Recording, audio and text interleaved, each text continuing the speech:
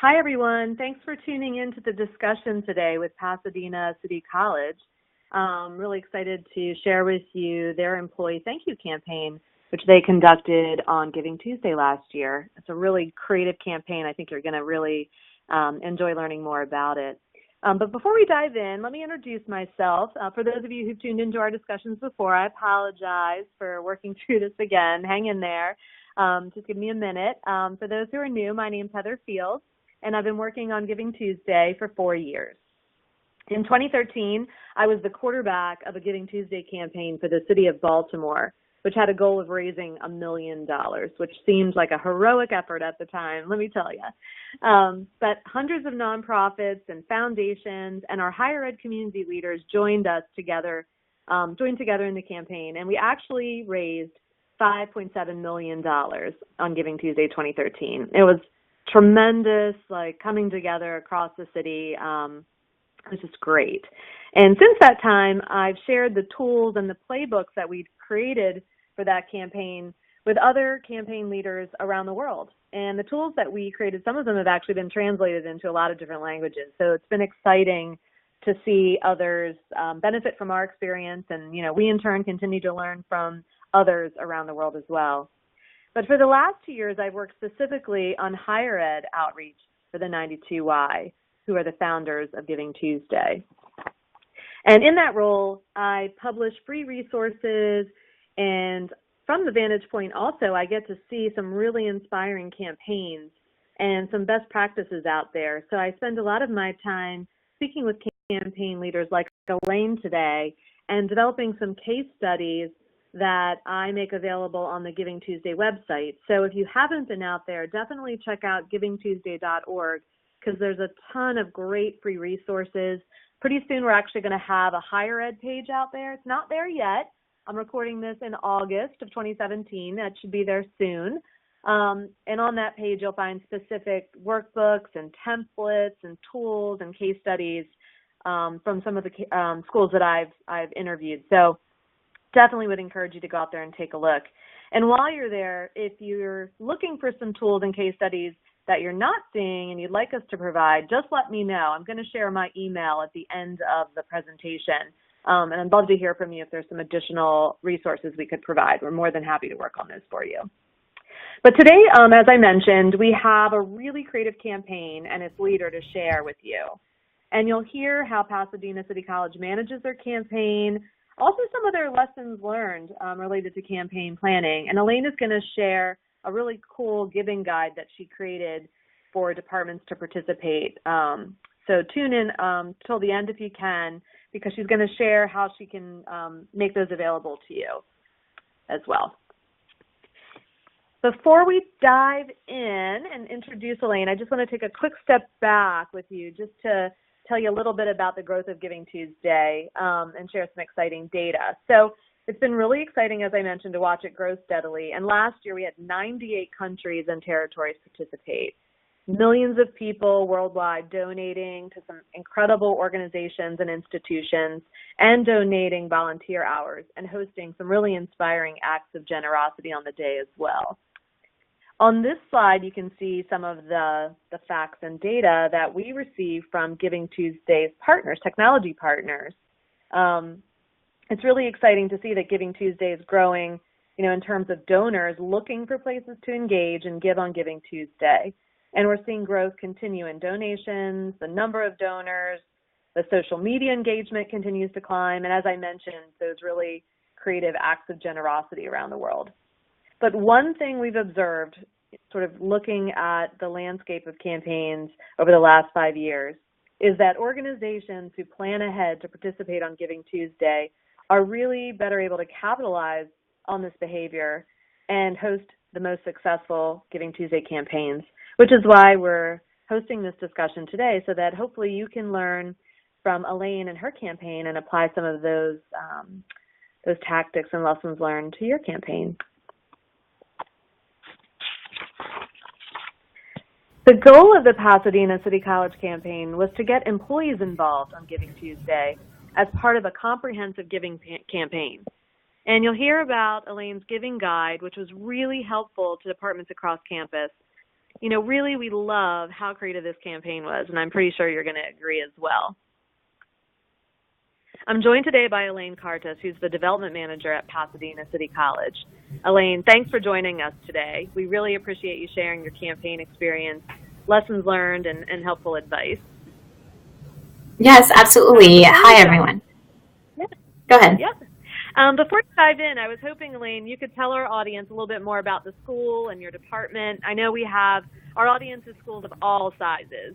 And so just to give some context, like how big is Pasadena City College? Like where are you? How big is your team? How big is the team that worked on the campaign? So I'm going to go on mute to minimize background noise while you give us the 411 on your campaign.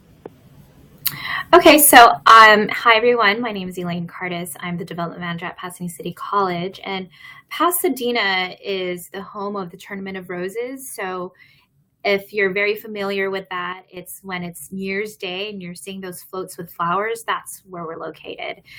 We are very close to LA, about a 15-minute drive without traffic. With traffic is a different story. So we have 30,000 students at our community college. It's one of the biggest community colleges in California. What other questions do you have for me, Heather? Yeah, how big's your department?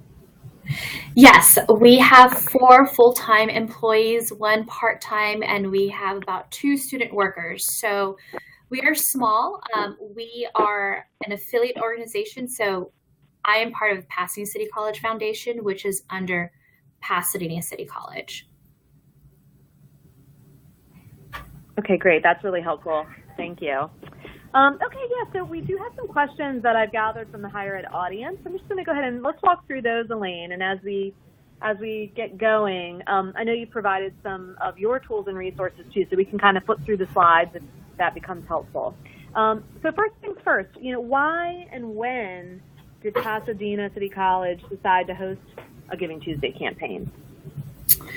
So we just started our first comprehensive campaign, which means it was our first campaign that was not building a building, where we had 4 initiatives. And with any campaign, you want to have your inner circle, your faculty members and employees energized and involved. So we tried to think of something that would engage them. There's the typical, let's invite them to a baseball game or a basketball game. As you know, we have several teams out here in LA. And we just thought, why don't we just do a carnival? Just like what churches do around the holidays, and do a carnival on campus. And we wanted to make it more interactive, where we started working with the deans and asked them, so kind of like, what's a list of things that you want to help fund? In reality, with deans and different departments, they're thinking about that carpet that needs replacement or that new front desk reception. Reality is that big donors that we go through as fundraisers, they don't want to help fund that. But if we ask community college employees, hey, there's this list of things, maybe you want to help fund a rug, that could be something taken off their paycheck. So we just thought that this would be a great opportunity. We did this campaign on campus during a weekday from 11 a.m. to 2 p.m. And as you could see in the pictures right now, we also had each division be very creative in terms of figuring out what games they could offer to the public. And when I mean public, I mean to community college students as well as their colleagues. So departments were very, very creative. For example, there's no pictures. Oh yeah, that middle picture was from the business department, and that's called Put Your Money Where Your Mouth Is. That was creative. And the chemistry department decided to do Chem Pong. There was the English department that did Pin the Tail on the Punctuation. So it was very fun and interactive. Great. Oh, really clever. So tell me a little, what was the goal? So each department is participating. Was the goal to get people to enter the carnival? Was the goal to get donations during the carnival? Tell us a little bit more about the goal setting related to the carnival. Yeah, good question. Let me go through the slides real quick. So that's the giving guide. So the monetary goal was to just raise $10,000. And we actually raised $150,000. So we far exceeded our goal. How we went about that, thank you. And how we went about that was work directly with each dean. So we had all the deans come into a conference room and ask them, so what do you want to raise money for? So as you see here, each department, like the business department, had their own list of things that they would like to raise money for. Then study abroad had their own list. And it was really working with all the key administrators to put this list together. And I will be honest, there was some pushback, like, well, we've already told the president what we need money for. And it's reminding them, well, we are the foundation. We're here to supplement anything that can't be raised. And there's this power, and we know this even with our board members, all of us as fundraisers, that when you start putting something together, something tangible, it creates confidence with whoever's out there soliciting, whether it's a board member or in this case, it was deans. And it was just beautiful seeing that all work together. Another thing that we had in the book is this golden ticket. This was just a pretty version of a contribution form that we wanted all faculty and employees and administrators to fill out. They could either provide their contribution that day, or they just put a pledge. This ticket was a ticket for them to get their $10 meal, which they didn't have to pay for. We paid for it ourselves. It was their ticket to get that $10 meal at one of the food trucks that we had. And obviously it was a raving success.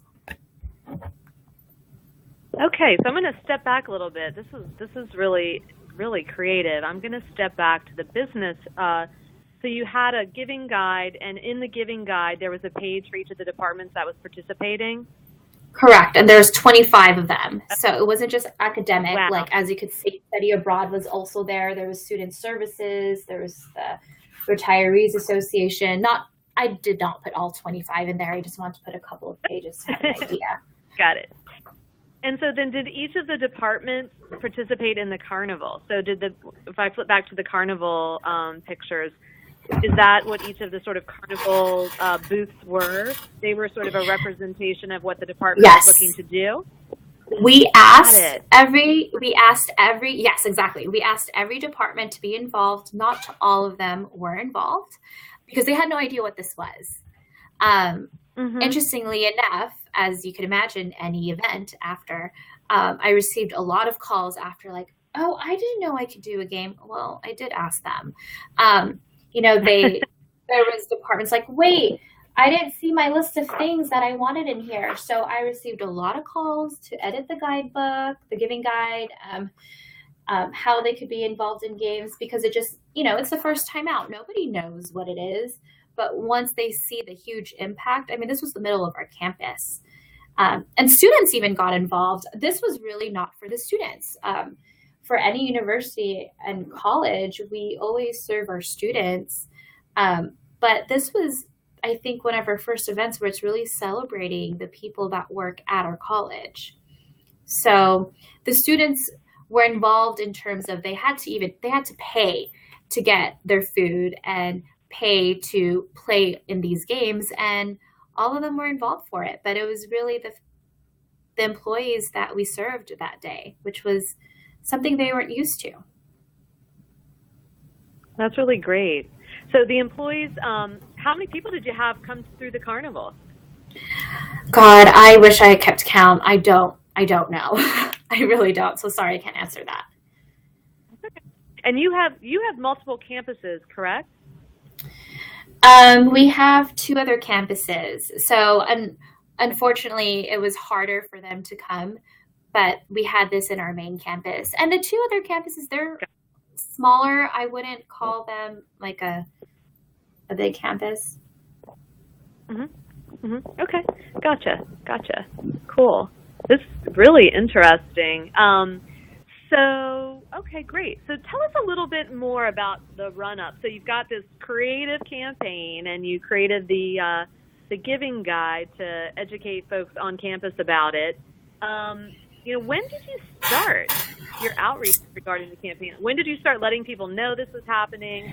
When did you recruit the departments to participate? Tell us a little bit more about the planning. I will be completely transparent and honest. We rushed this. So we started planning it mid-September. And our first meetings were really with the deans. We needed to get their backing on this. We needed to know exactly what they would like to raise money from. And then we worked with our marketing team in terms of putting this giving guide together. Because there were doubts. They're like, well, I don't know if you're going to raise money for me or what exactly you're doing. But like I said, when the dean started receiving drafts of the giving guide to look at their specific page, they were more involved in it and very got detailed, even to, wait, I don't like this picture, or I don't like this quote from this student. So we started mid-September, and I will say it was a very rushed project. But we were happy because we exceeded our goal of 10,000 to 150K. Yeah, that's incredible. So we have the giving guide, and then the multiple departments each have their own page. How did you distribute this to the employees? We used our internal mail here. That's how it was distributed. But we worked with them closely, letting them know, hey, just warning you, you're going to get 3,000 books. And we worked with them in terms of how should we organize this for you? Do we do it by department? Do we do it by building? That's how we distributed it. In addition to that, we also did digital copies via email. So following up with them. Like, hey, just wanted to make sure you received the giving guide. If you haven't, see attached. When did you do the physical mailing, and then when did you do the emailing? Do you remember? We did it about a month prior to the event. Got it. And then was this golden ticket part of the book? Yes, it was the end of the book. In addition to the book, which you can't see, so just in case, like any fundraiser, you want the donation beforehand, but we also had a business reply envelope in it so that they could fold that ticket in. So they didn't necessarily have to bring that golden ticket the day of. We had a list if they did provide it to us beforehand. Wow, that's great. So you knew in advance that this thing was going to be a home run. It seems like you just went out and you started seeing folks responding. Did you see an immediate? Is that true? Was it pretty immediate? You know and it wasn't just a lot. It actually re-engaged for community colleges. I don't know how it is for 4 years. I know you personally have experience with it, but our biggest prospects for planned gifts are our retirees, and we actually received one $10,000 check from a faculty member. And we're like, what? It was amazing to see big donations come in. I would say it was bigger donations that came in earlier versus a big quantity of them. Mm-hmm. Got it. The quantity really came in the day of the event. Okay. Well, that's great. Okay. Tell me a little bit. So I have some additional questions for you, which sort of are relevant to a lot of other types of Giving Tuesday campaigns. I'm curious if they're relevant to your campaign. So the role of social media, what kind of role did social media play in this employee-focused campaign? Because this wasn't an internal campaign, which means we wanted to attract our employees versus the community. Like I know other Giving Tuesday models use that. We did not use social media a lot. We did probably one Facebook post a week, but we really didn't rely on our social media. Does that mean that we did it correctly? No, that doesn't necessarily mean it. I just had a meeting with our PR marketing folks at the college, and they suggested doing that with our foundation website. So we'll probably be implementing that through our foundation Facebook page versus the community college Facebook page. Got it. And another question I've been hearing a lot from other higher ed leaders is about thanking donors. So we know that recognition and thanking and stewardship is so important Curious, what did you guys do to thank the donors for your campaign? This I will say we could have done a better job, but we just sent a simple thank you letter just for their tax benefits. That's something I do want to change for this year, just because we were so focused on that event. I forgot to mention, on top of having that carnival, we also had prizes for them. So even putting that together was a lot of work. That's some of the most fun when I go to a carnival are the prizes. Yeah, I forgot that's important. I mean, it was interesting seeing employees really involved in it. We're like, wait, no, I want that big teddy bear to bring to my child, or even students. I mean, we have community college students who are parents, so they wanted to win something for their child as well. Yeah, absolutely. Everybody likes a prize.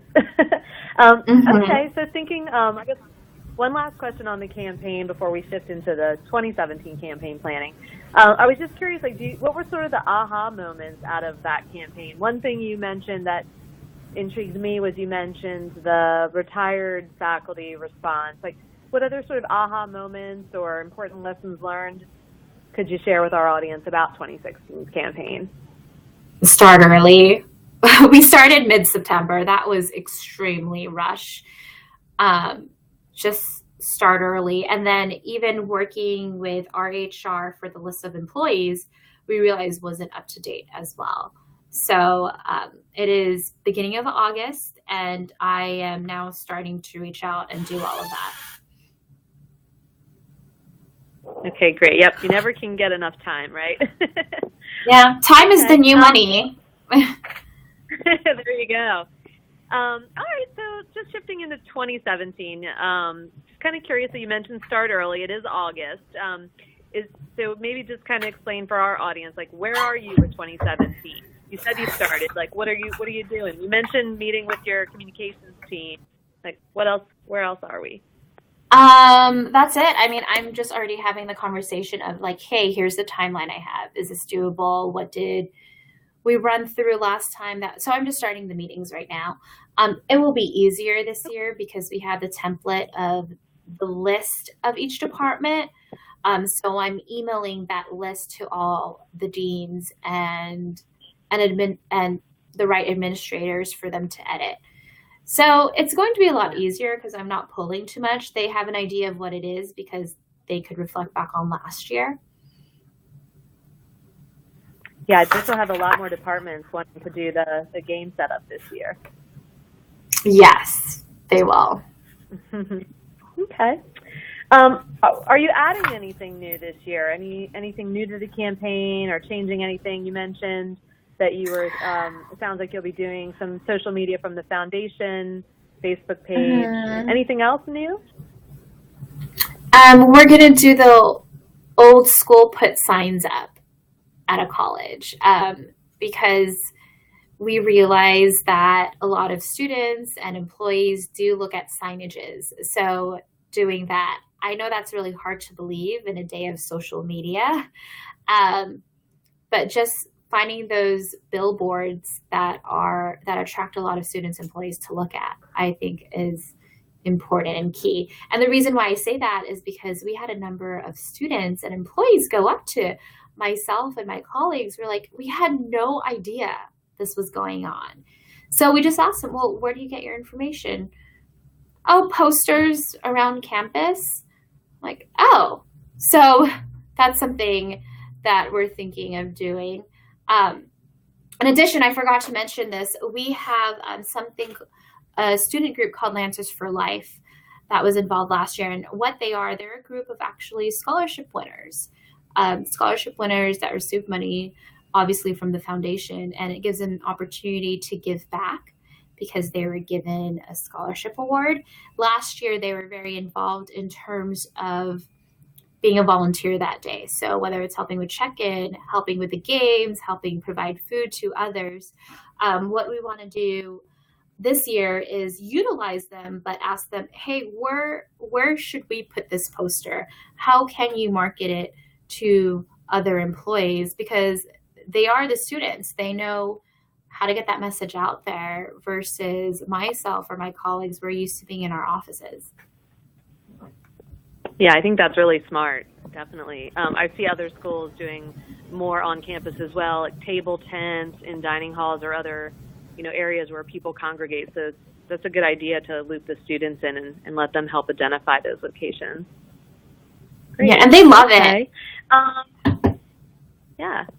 I think the last question I have is, we have several folks in our audience who this will be their first year doing a Giving Tuesday program. So you mentioned start early, which I think is great advice.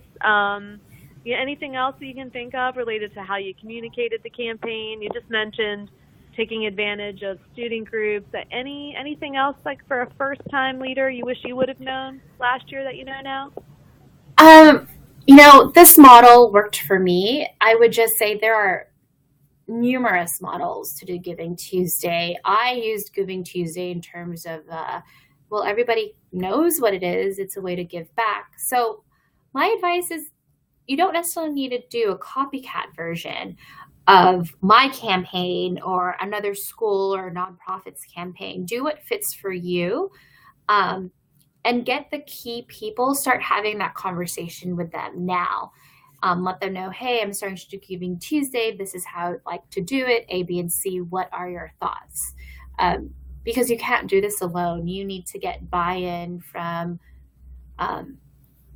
whoever you need to get buy-in from. And that's having a discussion. And being open to change as well. That's good advice. What's your goal for 2017? You really blew out last year's goal. We don't have a goal, to be honest. I have not talked to my boss about that. But I can tell you it's far beyond 10,000. Mm-hmm. So we'll see. I will keep you guys posted. Yeah, definitely. Yes, that's great. Well, listen, thanks again. We really appreciate you sharing your experience and your advice with the audience. And we definitely will look forward to celebrating your campaign again this year and staying in touch on your goal and plans as they come together. On screen for our audience, Elaine has generously shared her email address so that you can reach out if you'd like to learn more about her campaign or have a few questions. She's also offered to share her giving guide for others who are interested in potentially replicating their model. It was pretty successful, so I might consider doing something like that. Yeah, definitely, if you're thinking about an employee campaign. So I'll leave that up on screen here for a few minutes so folks can get your email address down. And then I'll flip to the next screen, which has my email address if you have any additional questions for me or the folks at the Giving Tuesday National Office. And that's it. That wraps up our discussion today. Elaine, thank you again. Really appreciate your time. Look forward to watching how things unfold for you. And for the rest of our audience, I hope you have a fabulous afternoon. Thank you so much. Take care. Thank you. Mm-hmm. Bye-bye. Bye.